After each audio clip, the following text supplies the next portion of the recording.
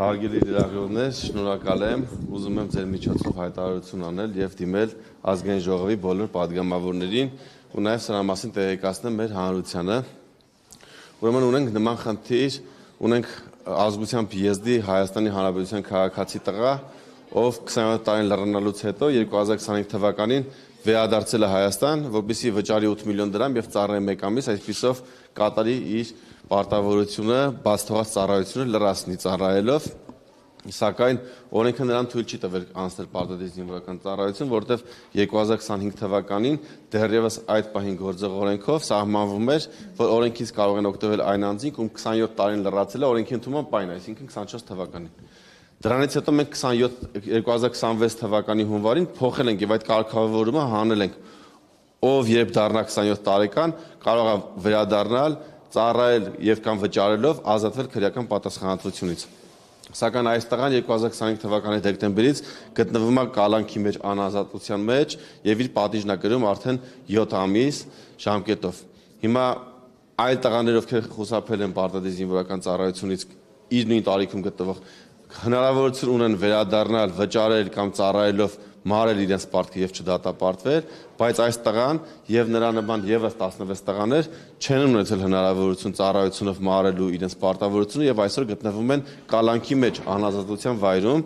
Ես սրա մասով նաեւ տվյալ քաղաքացու եղբայրը դիմել է վարչապետին քարոզարշավի ժամանակ, ես կազմել եմ օրենքի նախագիծ, ըստ որի բացի հետախուզվողներից նաև կալանքի մեջ գտնվող տղաները կարող են օգտվել այս կետից, այսինքն ծառայելով մարել իրենց պարտքը եւ ազատվել պատժի հետագա կրումից։ Հիմա կառավարությունում հարցը ստացել է դրական եզրակացություն, բայց չի ներառվել այս արտահերթ նիստերի օրակարգում Անդրանիկ Քոչարյանի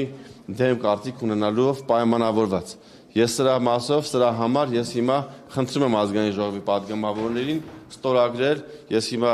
ստորագրելու համար անհրաժեշտ փաստաթղթերը հավաքել եմ, ես ստորագրը հավաք եմ անում, խնդրում եմ իմ գործընկեր падգամավորներին միանալ, որպեսզի մենք կարողանանք արտահերթ նիստ անել այս հարցը քննարկելու համար մեր մյուս արտահերթ նիստը ավարտվելուց հետո, այսինքն վաղը մենք ունենք արտահերթ նիստ, դրա ավարտվելուց հետո եւս մեկ նիստ կունենանք եւ այս հարցը լուծենք։ Սա հնարավորություն կտա մեր տղաներին, ովքեր 16 տղաներին, ովքեր այսօր գտնվում են անազատության մեջ,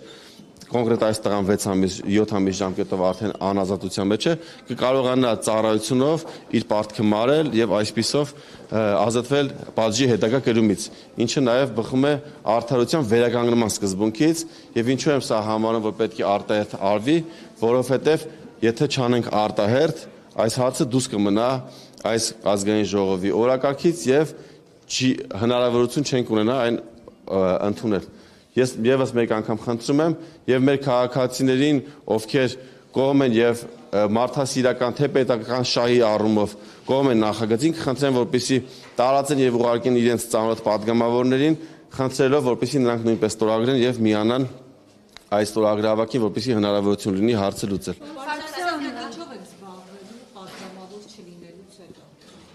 Ես դեռ չեմ որոշել, բայց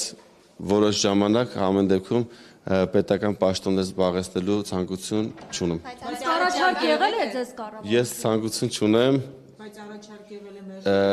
Ճիշտն ասած, ես այդ թեման չեմ էլ բացել, այնպես որ ես 8 տարի արդեն աշխատում եմ ազգային ժողովում, ունեմ տասնյակ օրենսդրական նախաձեռնություններ, որոնք կատարվել են, ես իմ աշխատանքից գոհ եմ, հիմա կցանկանամ մի փոքր ցանկություն հաստատված եք ԿՊ-ից։ Չէ, ես ուղղակի ցանկություն չունեմ, արդեն ասացի, որ 8 տարի աշխատում եմ ու ինտենսիվ, ունեցել եմ բազմաթիվ նախագծեր, ցանկանում եմ հանգստանալ։ Նման ցանկություն չունեմ։ Սարգսյան ինչպես եք վերաբերվում, որ Ալեն Սիմոնյանը չընտրվեց ԱԺ նախագահ։ Նորմալ եմ վերաբերվում վարչության որոշմանը։ Ձեր ներդրումը այդտեղ կա, պարոն Սարգսյան, արդյոք ձեր միջև եղած հակամարտությունը կամ լարվածությունը դեր է խաղացել այս ամեն ինչում։ Չէ, ես չեմ ասում մասնակցել, ասում այս լարվածությունը կարծում եք դեր է խաղացել։ Իսկ Ռուբեն Ռուբինյանը լավ ղեկավար կլինի ազգային ժողովում։ Հուսանք այո։ Հուսանք այո։ Մեծ հույսով։ Երևանի փողոցներում։ Իսկ հանրային գործունեություն քաղաքական։ Հանրային գործունեությամբ զբաղվելու ցանկություն չունեմ այս փուլում, ցանկանում եմ հանգստանալ։ Ինձ թվում է հանգստից հետո вообще ցանկություն չեմ ունենա։ Պարոն Սարգսյան, ձեր հարաբերությունները դեռ լավացան ձեր եւ Ալեն Սիմոնյանի։ Մեր հարաբերությունները նորմալ են։ Այսինքն լարվածությունն անցել է։ Նորմալ է մեր հարաբերությունը, լավացություն, այսինքն լավացություն չկա։ Բայց այն ժամանակ ասել եք, որ չենք խոսում, ես հարց էի ուղղել մի Դա բայց դες չի նշանակում, որ լարված են։ Հա, այսինքն չեք խոսում, լարվածություն չկա։ Լարվածություն չկա։ Ընկերներ չեք։ Գործընկերներ ենք, падգամավորներ ենք։ Ես էլ ինքն եմ։ Տեսնեք կբարևեք։ Իհարկե։ Իսկ Ռուբինյանի աժնախագահ տեխնացությունը, որ առաջադրվել է, ո՞նց եք վերաբերում։ Շատ լավ։ Կարծում եք լավ նախագահն է։ Հուսանք այո, կարծում եմ այո։ Այսինքն հակառակը կարծելու պատճառ չունեմ առնվազն ու հաջողություն եմ մաղթում պարոն Ռուբինյանին իշահ մեր պետության։ Սարգսյան, դուք ասում եք ոչ մի տեղից չեք տեսնելու, ես դադար եմ վերցնում ժամանակավորապես, քաղաքական դաշտում նկատի ունեմ, բայց ամեն դեպքում դուք նախաձեռնություններով եք հանդես գալիս, ասում եք բանակում լուրջ խնդիրներ կան, դուք ստանձնել եք այդ պարտավորությունը, ինչու այս դեպքում չեք ուզում ձեր ներդրումն ունենալ, ձեր խորհուրդները հաշվի չեն առնվում թիմի կողմից եւ վիրավորված եք այդ առումով։ Ունեցել, դա արել եմ, որքան հնարավոր է եղել դա անելու փակ դռների հետևում առանց հրապարակային, դա փորձել եմ անել ու բազմաթիվ խնդիրներ ստացվել են այդ ճանապարհով, այն պայից սկսած, երբ ոչ հրապարակային սպառվել է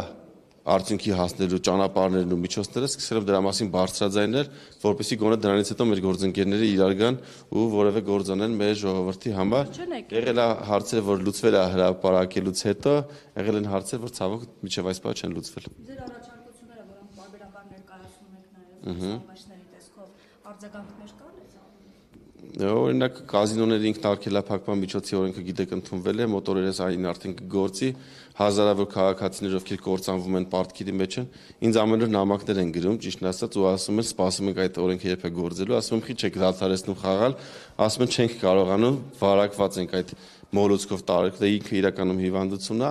ու սպասում են այդ օրենքի կիրառման, այսինքն կապը քաղաքացիների հետ պահում եմ, կշարունակեմ պահել, հետ օրենսդրական մոնիտորինգը իմ օրենքների հետ կապված կանեմ ու եթե կարիք լինի ընթացած իմ գործընկերներին ու падգամավորներին ազգային ժողովի կփորձեմ իմ խորհուրդները օգնել իշահ մեր ժողովրդի։ Առաջարկությունների մասով ասում եք կան հարցեր, որոնք ներկայացնում եւ իրար չեն գալիս։ Ինչով է պայմանավորված, որովհետեւ ասում են, որ ձեր դեմ լարվածությունը նաեւ պայմանավորված էր դրանով, որ դուք խոսում եք այնպիսի խնդիրների մասին, որոնք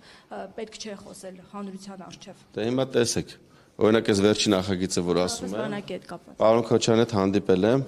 դա պետք է ներառվեր այս ազգային ժողովի օրակարգում, լսում եք։ Հիմա ասում եմ հետևյալը, 27 տարեկան տղան մեր օրենսդրությամբ կարող է ծառայել եւ ազատվել պատժից։ Այսինքն բոլոր նրանք, ովքեր հետախուզման մեջ են, կարող են ծառայել ու ազատվել պատժից։ Ասում եմ նույն հնարավորությունը տանք նաև պատիժը կրողին։ Այսինքն նույն հոդվածով, եթե հետախուզվողը փախած է կոպիտ ասած այն մարդով Հայաստանից դուրս է գտնվում տարիներով, կարող է օգտվել այս հնարավորությունից, բայց այն անձը, ով կամավոր եկել ներկայացել է, հիմա գտնվում է անազատության մեջ, չի կարող օգտվել։ Այսինքն տանք նրան ծառայելու հնարավորություն, համինքը կշահի, դեռ պետքա տարօրկես նստի, չի նստի, պետությունը ամեն ամիս իր վրա 300,000 դրամ սննդի գումար է ծախսում եւ այլ ծախսեր անում, այդ ծախսերը չի անի, մի բան է պետությունը օգուտ կստանա, այսինքն կստանա հավելյալ զինծառայող, հետագայում հավելյալ պահեստազորայինում կկանչի 25 օրյա հավաքների եւ ֆինանսական մուտքեր, այսինքն կվճարես քաղաքացին։ Այսինքն պետության շահը միանշանակ է, պետությունը համ ծախսերից նա կրճատվում, համ հավելյալ զինվոր ու փող ունենում։ Պարոն Քոչարյանը ասում է չեմ ուզում։ Ասում եմ բայց քո համար չի։ Այնպես չէ գումարը քեզ են տալու կամ այդ զինծառայողը քո զինծառայողն է։ Մեր պետության շահը ասում է, որ մեզ պետք է ավել զինծառայող, ավելի քիչ կալանավոր ու ավել ֆինանսական միջոցներ։ Ինչու ես դեմ, ասում եմ դեմ եմ։ Ու առանց հիմնավորման հարցը չի ներառվել, այսինքն այս ստորագրավակը հիմա որ ես անում եմ, սրա կարիքը չէր լինի, որովհետև փող վարչապետի մոտ քննարկումների արդյունքում կառավարությունը տվել է դրական եզրակացություն, կա կոմիտեի դրական եզրակացությունը, խոսել եմ վարչապետի աշխատակազմի ղեկավարի հետ, խնդրել եմ, որպեսզի հարցը ներառվի այս արտահերթ տվել է իր համաձայնությունը, հետագայում քանի որ պարզվել է պարոն Քոչարյանը առանց պատճառի դեմ է, չի ներառվել։ Հիմա ես դրա համար խնդրում եմ, այսինքն լրացուցիչ աշխատանք եմ անում, լրացուցիչ ստորագրահավաք եմ հիմա անում, մեր падգամավորներն լրացուցիչ պիտի էլի գան արտահերթ նիստի, մի անձի քմաճուկի պատճառով, ով պետական շահը դրել է մի կողմ, սեփական ամբիցիով ասել է օրենս դեմ։ Ունեք ինչու այդպես է տրամադրվածությունը ձեր հանդեպ կամ ձեր ներկայացած նախագծերի հանդեպ։ Էսի ես իրանել եմ ասում։ Հիմա մեր ժողովրդին էս ինչ չի պետք է օրենքը։ 16 տղա կա, ովքեր բանակից խուսափել, ծառայությունից խուսափելու համար վերադարձել են, չի տրվել նրանց հնարավորություն ծառայությունով մարելու իրենց պարտքը։ Հիմա ես ուզում եմ տանք։ Ինձ չի պետք։ Պետք է այս տղեկին իրենց ընտանիքի անդամներին ու պետությանը, որ չունենա ավել 16 հոգի կալանավոր, փող չծախսի ու ավել զինվոր ունենա։ Պետությանն է պետք, իրան էլ եմ ասում, ինձ սրանով վատություն չես անում։ Հիմա այս օրենքը որ չընդունվի, դուրս մնա շրջանառությունից։ Իմ կյանքում բան չի փոխվելու։ Բայց պետությունը դուժելու հետ քաղաքացիները դուժելու են։ Ու եթե նախընտրական փուլում բոլոր падգամավորները, բոլոր քաղաքական գործիչները գնում են ամեն քաղաքացու հետևից, չէ՞, ասում են ինչ խնդիր ունես, լուծենք, խնդրեմ չունես դու, քո հարցը կքննարկենք։ Հիմա եկել է ընտրությունները անցել է, եկել է հարցը լուծելու ժամանակը։ Բախի չենք լուծում։ Քմաջուկի պատճառով։ Վարչության որոշումը ողջունում եք, թե այնուհանդերձ մտածում եք, որ սխալ որոշում է կայացրել Ալեն Սիմոնյանը։ Ես արդեն պատասխանեցի այդ հարցով, նորմալ է վերաբերվում։ Չեմ քննարկել, իրականում դետալների մեջ չեմ մտել։ Եվ քրական գործ հնարավոր հարուցման մասով կարող է զարգացումներ լինել, ովքեր որ ԿՊ-ից հեռանում են քրական գործերի հարուցում եւ Փաշինյանը ակնարկել էր այդ մասին եւ հարաբերություններ ինչպիսին են Փաշինյանի։ Նորմալ։ Շփվել եք եւ հեռանալուց հետո։ Ես չեմ հեռացել։ Մտադրություն չունեմ։ Իմ հարաբերությունները բոլորի հետ շատ լավ են, նորմալ են։ Մասնավորապես Փաշինյանի հետ։ Ուղղակի չկա նորմալ լավ հարաբերությունների մեջ եմ։ Երբ եք վերջին անգամ նրա հետ խոսել։ Չեմ հիշում։ Իսկ ով հետ հարաբերություններ չկան։ Բոլորի հետ լավ են իմ հարաբերությունները։ Նորմալ է եւ կան մարդիկ, ում հետ հարաբերություններ չկան։ Դե օրինակ կա ինչ-որ փուլ, որ ինչ-որ մարդկանց հետ չեմ շփվում, բայց նորմալ է։ Թշնամիներ չունեմ։ Անդամների մեջ էր խնդիր։ Խնդիրներ չկան։ Ընդրվել կամ չեկանցել։ Դե վարչության որոշումն է դա եղել, դրա մասին բազմիցս խոսացել ենք։ Պարոն Սարգսյան, Նորմալ են իմ հարաբերությունները բոլորի հետ լավ են։ ում հետ է լարված այդ որ ասած։ Չկա լավացած հարաբերություն։ Պարոն Սարգսյան, իսկ այդ որ ասում եք նորմալ են հարաբերությունները նաև վարչապետի հետ, վարչապետի ճեպազրույցը կապված ձեր հայտարարությունների մասով։ Ես այս նույն վայրում դրա մասին արդեն խոսել եմ ու ժամանակավոր է արդեն։ Շնորհակալ եմ շատ։